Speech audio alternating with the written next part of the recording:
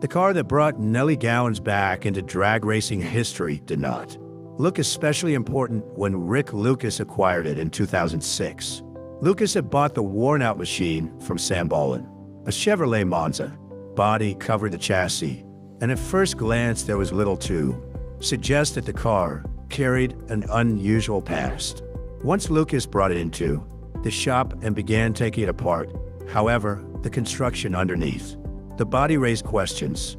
The tube chassis was not a casual home-built piece. It had been deliberately designed and fabricated by Lee Austin around 1970. That investigation eventually led him to Gary, Indiana, to the Gowans family, and to a driver almost absent from the established record of the sport. Her name was Nellie Gowans. In the early 1970s, she had driven a nitromethane funny car at speeds approaching 215 miles per hour. Then, for roughly 3 decades, drag racing largely forgot her. There were obvious reasons why her story was easy to lose. Nellie had no national event victory attached to her name. She was not preserved in the major record books, never became the face of a large sponsor, and spent her career primarily on a regional match race circuit that generated far less permanent documentation than NHRA's national tour. After the racing stopped, the car remained in an Indiana garage while her husband Otis became increasingly ill and eventually died. Behind that obscurity was an extraordinary reality. A woman who worked as a building supervisor at a munitions plant had once climbed into an AA/FC funny car and raced on nitromethane at a level few women and few black drivers had reached in that category at the time. Nellie Louise Goins was born in 1940 and grew up in Gary, Indiana. During the 1950s, Gary was still one of America's major industrial cities, built around the enormous steel industry along the southern edge of Lake Michigan. Work, machinery, and heavy industry shaped daily life. There, Nellie met Otis Gowans while they were in high school. Otis was a talented offensive lineman and equally enthusiastic about sports and automobiles. They married when Nellie was 16, around 1956. By the time they reached adulthood, their lives were already full. They raised 4 children. Otis worked at U.S. Steel. Nellie took a job at the Joliet Army Ammunition Plant in Illinois, commuting approximately 60 miles each way during the Vietnam War. Her work involved the production of 105mm howitzer shells, and she eventually advanced to building supervisor. That background is important because nothing about the environment was delicate or easy. Long commutes, industrial work, machinery, and physical responsibility were already normal parts of Nellie's life. Before a nitro engine ever entered it, he followed the sport intensely and wanted to build and race a car of his own. The family worked double shifts, saved carefully, and gradually accumulated enough money to turn that interest into an actual racing operation. Otis had diabetes. When the time came to obtain the physical clearance necessary for a competition license, his condition prevented him from passing the examination. The same illness would ultimately contribute to his death in 2001. Unable to drive the cars he wanted to build, Otis asked Nellie to take the driver's seat. Nellie never tried to rewrite that decision later as the fulfillment of a childhood racing ambition. In interviews, she repeatedly explained that drag racing had not originally been her passion. She drove because Otis could not, because she trusted the project, and because the entire operation belonged to the family. That description was literal. Otis built and organized the program. Nellie drove. Their children worked on the car. She later explained that she believed in keeping her husband happy and, above all, in keeping that family dream alive. Whatever interpretation is placed on those words today, the physical reality cannot be softened. Nellie actually climbed into the cars, and she continued doing it for years as the power, speed, and danger increased. The family's first funny car arrived in 1968, a Plymouth Barracuda, prepared for B/FC competition. In that configuration, it was injected and ran on alcohol rather than nitromethane. It was already a serious race car, but it was still below the most violent level of funny car racing. Otis named the operation the Goins and Gallons Conqueror, and name that reflected the family identity surrounding the project. Nellie's first driving experience did not take place at a major drag strip, with no large sponsor, no professional testing budget, and no established team capable of arranging private track sessions. They used an abandoned airstrip near Gary. Years later, Nellie remembered that first attempt with unusual humor. She said she entered the car with essentially no respect for what it could do because she simply did not understand it yet. Then she pressed the throttle. Within a fraction of a second, the acceleration snapped her head backward, and a lesson was immediate. For roughly the next year, the family ran the Barracuda on the Midwest alcohol match race circuit. They learned the practical side of racing through repetition, transporting the car, preparing it, making runs, repairing failures, and returning for the next event. Moving a funny car from alcohol to nitro was not simply a matter of pouring a different fuel into the tank. Nitro changed the tuning requirements, the mechanical loads, the maintenance routine, the behavior of the engine, and the consequences of mistakes. The transition demanded knowledge that a self-funded family team did not automatically possess. One of the most important people he found was Ken Hirata, who lived in Lowell, Indiana, roughly 30 miles from Gary. Hirata was not an amateur advisor. He had championship-level tuning experience at the U.S. Nationals and understood nitro engines at a level normally associated with far better funded operations. Whenever Otis reached a technical problem he could not solve, Hirata could be called in to help. He became an important technical connection during the move to nitromethane and remained linked to the car law. After its original racing career ended, decades later, he would rebuild the engine again during the restoration. Otis also sought information far beyond his local circle. He consulted Don Garlitz and Don Prudhomme, two names at the absolute top of American drag racing. Garlitz would become one of Top Fuel's defining figures. Prudhomme was emerging as the dominant funny car personality of the 1970s. The Gallons property was surrounded by churches, and according to Nellie, the startup happened while Sunday services were underway. Nitro engines are overwhelming even at a drag strip. In a residential garage, the noise and vibration were impossible to ignore. As the program evolved, the Barracuda body was replaced by a 1970 Dodge Challenger shell. The car moved into injected nitro, a /FC competition, and the learning curve became more severe. US 30 Dragway in Hobart, Indiana, became the family's principal track. Early in the Challenger's life, they discovered one of the less obvious problems created by high-power drag racing: tire growth. On a low day, drag slick changes shape and increases in diameter. If the body does not provide enough clearance, the tire can make contact with the fiberglass. During one run, Nellie looked to the right and saw daylight where part of the body had been. The growing tire had damaged the Challenger shell. She later described the family as strictly amateurs, without embarrassment. They were learning through direct experience, and every mistake became part of that education. In early 1970, he commissioned chassis builder Lee Austin to construct a purpose-built funny car frame. A photograph preserved by the Automotive Hall of Fame and dated February 1970 shows Nellie being fitted in that chassis while it remained on a jig. The machine was being built around. For dimensions, the finished car received a fiberglass 1971 Ford Mustang Mach 1 body. On August 29, 1971, at US 30 Dragway, the Conqueror in this new form made its debut in injected nitro configuration. Eventually, the Mustang became a full AA/FC machine, the highest funny car classification of the period, using a supercharged nitromethane engine, comparable in basic concept to the professional touring cars.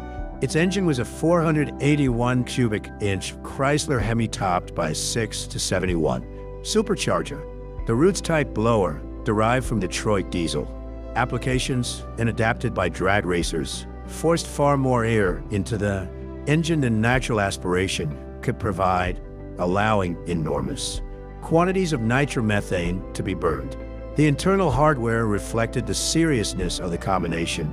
NOLA pistons, BRC connecting rods, a Keith black crankshaft, iron Chrysler, cylinder heads, a Crowd-Glide clutch, a 2-speed transmission, and a full-floating Oldsmobile rear end.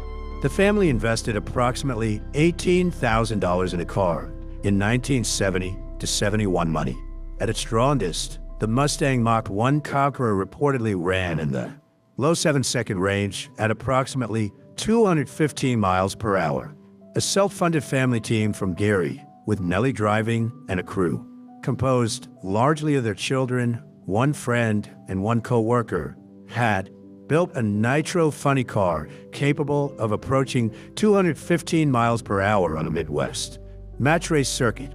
The African American Automotive Association Hall of Fame identifies April 11th, 1971, at Great Lakes Dragway in Union Grove, Wisconsin, as the occasion on which Nellie first drove a nitro funny car, making her the first African-American woman to do so.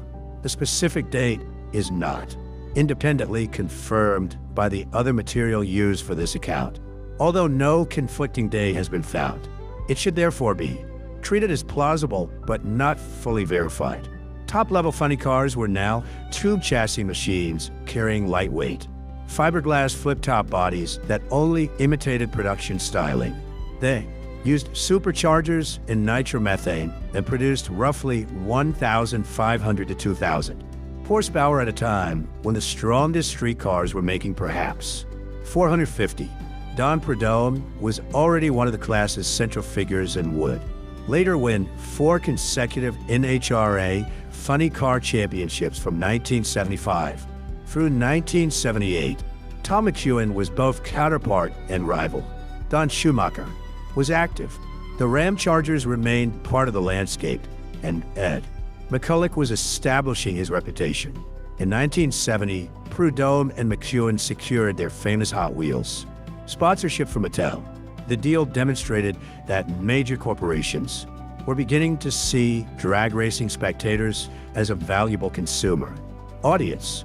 Professional teams increasingly had access to sponsorship, money, publicity, and resources that could transform an operation. Institutional resistance to female drag racers was explicit during the 1960s. In August 1967, Executive Director Jack Hart sent letters revoking the supercharged competition licenses of Barbara Hamilton, Paula Murphy, and 2 other women. The letters stated that women would thereafter be limited to stock, super stock, and street eliminator. Paula Murphy responded with a class action lawsuit, while her sponsor, STP, applied corporate pressure. In January 1968, the 4 licenses were reinstated. Shirley Muldowney received her 5th license during the same period. Della Woods faced a separate removal of her AA/FC license, reportedly on the argument that the category was too dangerous for a woman. Is also why her place in history needs to be described precisely, rather than exaggerated. Paula Murphy had already been licensed for Nitro Funny Car competition. Since 1966, had driven the Miss STP Mustang and had exceeded 200 miles per hour. Della Woods competed at the national level and later reached the 5-second range at more than 240 miles per hour. Shirley Muldowney moved into funny cars around 1971 before becoming one of Top Fuel's greatest. Showpure. Black male racers had also preceded Nellie. Malcolm Durham became known as drag racing's first black superstar, while racers including Lee Jones and Western Buns had driven funny cars before her.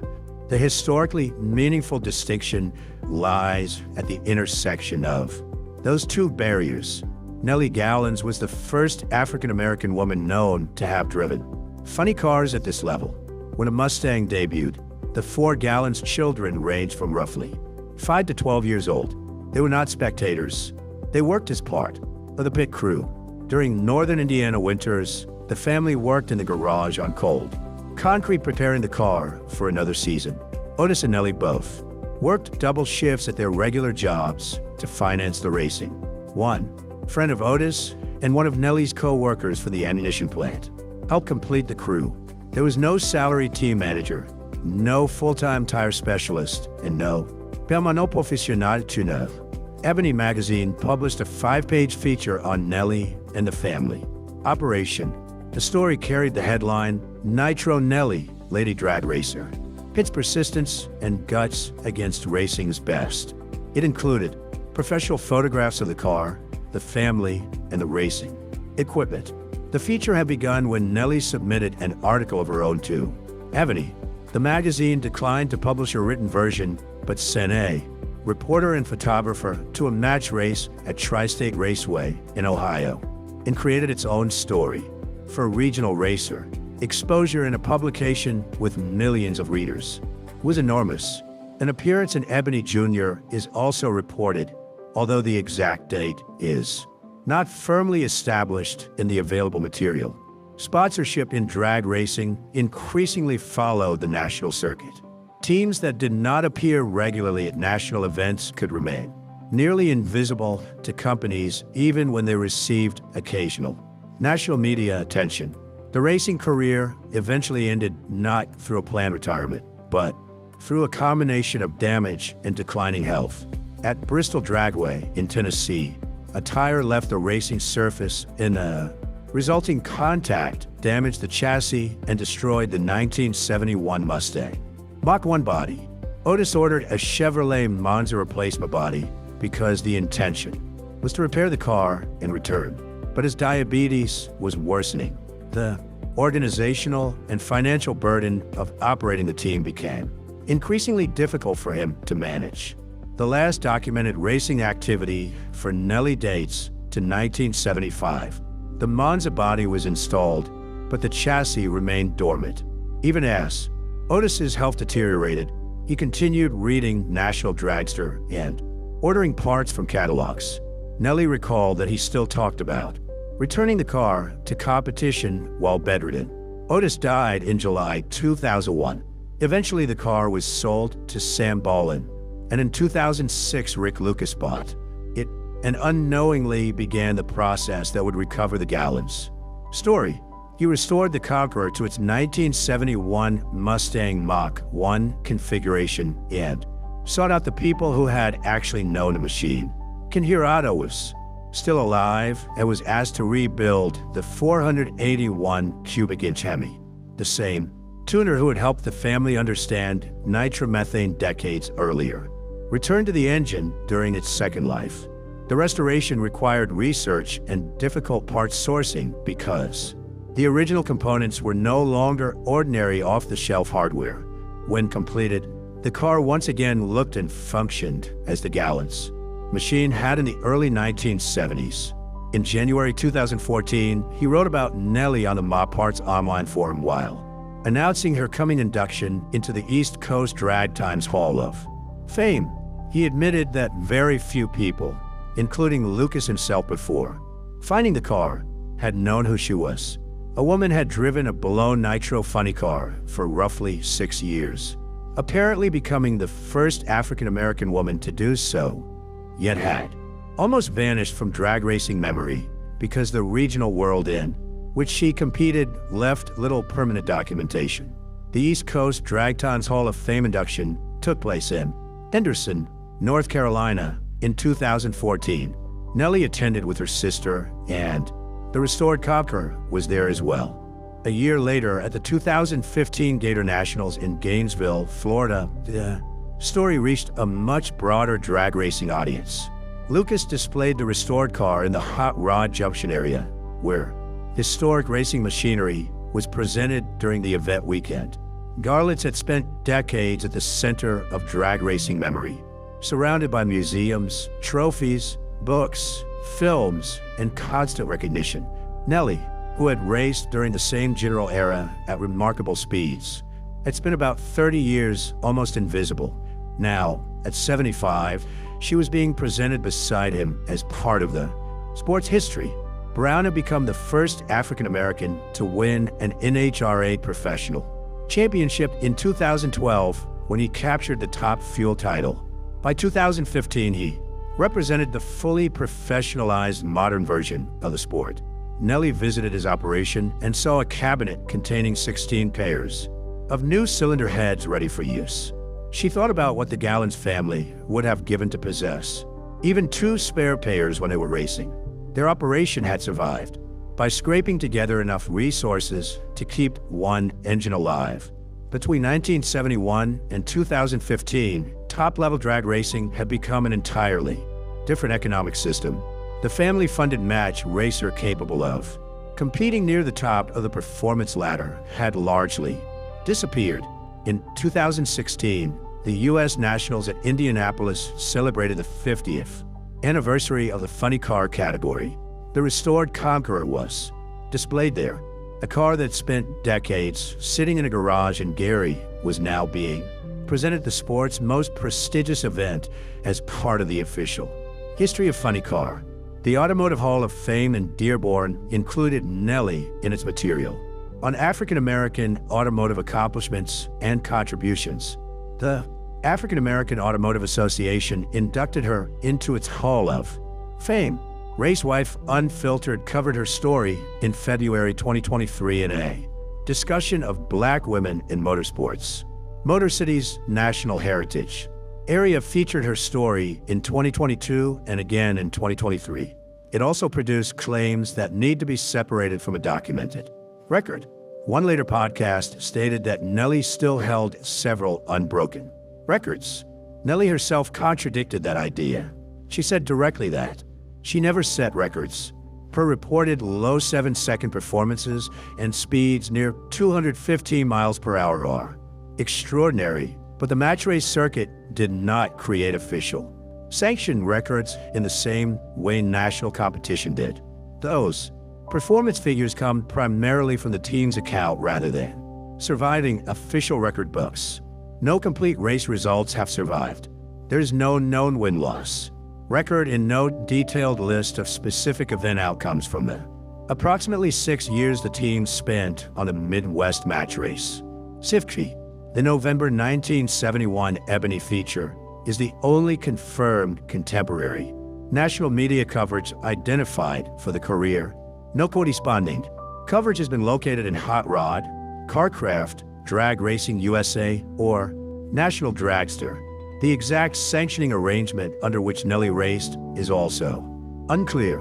She does not appear on known official lists of women licensed for funny car competition, which may indicate that the team competed under HRA or another independent regional sanction rather than an NHRA national competition.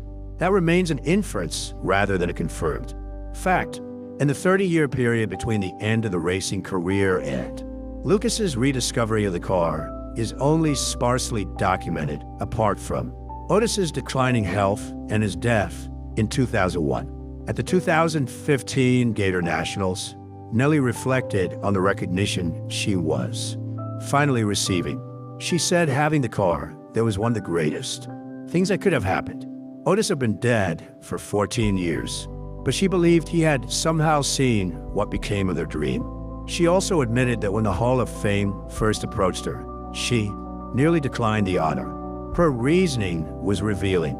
She had never set a record, so she did not believe she had done enough to deserve the attention.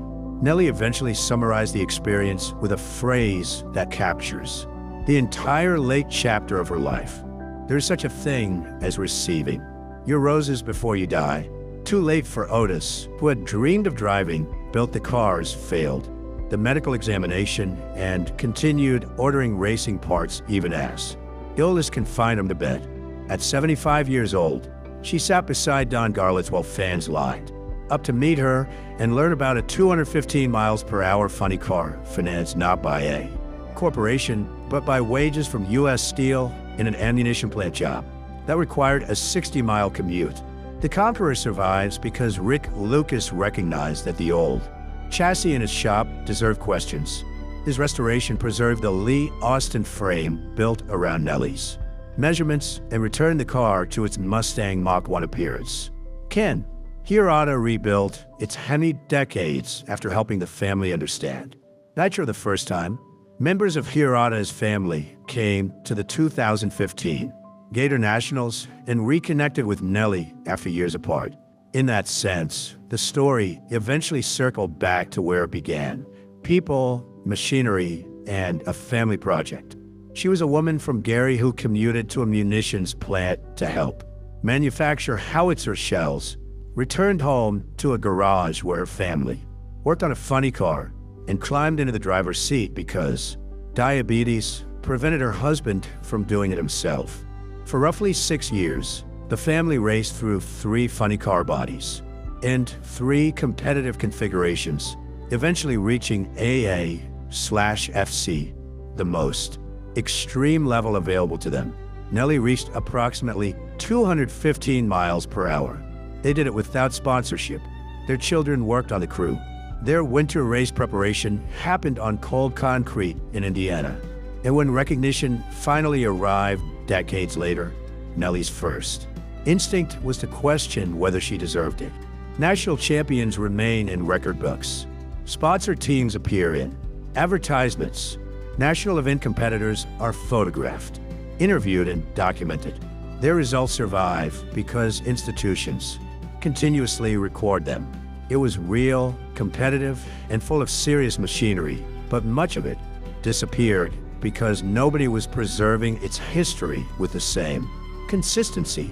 She returned only because in 2006, someone bought an old race car and refused to stop at the obvious explanation. And behind the entire project was Nellie, the driver around whom the chassis had been fitted in 1970 and who carried the family's dream down Midwestern drag strips at speeds approaching 215 miles per hour. Today, the Conqueror appears at major events as a piece of funny car history. It was built with steel mill wages, ammunition plant paychecks borrowed, expertise, family labor, and winters spent working on a garage floor. And that is why the story matters.